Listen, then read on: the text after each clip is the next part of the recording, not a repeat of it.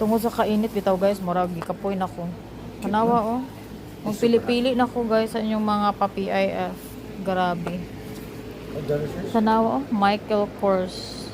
Natay pa Nike, natay pa Puma, natay pa Adidas. Pangitaon lang ni Upaw ang matching.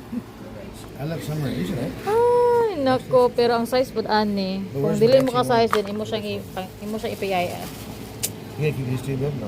No, not that one. Tagan, kila mga sanina. Fell in the bag for $5.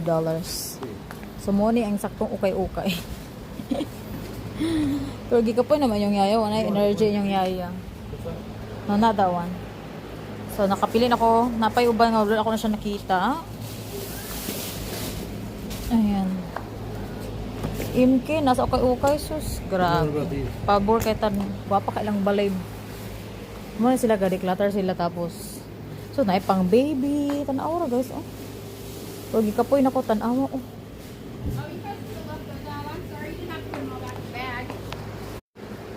Sana uy, bagid kayo tagasan siya, eh. So, 5, 10, 15, 20 dollars, 100 million. 10, 15?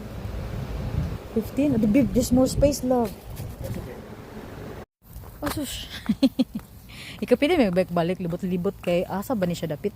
Tanaw lang balay guys. Grabe kay ka mansion. Sus. More siya. That's the flowers I like. Kana siya, mo ni siya nga bulak ako ipatubo ito sa Pinas. Ay, Pinas! Sa 66. So, nako nakita nga ano to? Basta, so, magbalik mi. Mag-back up siya kay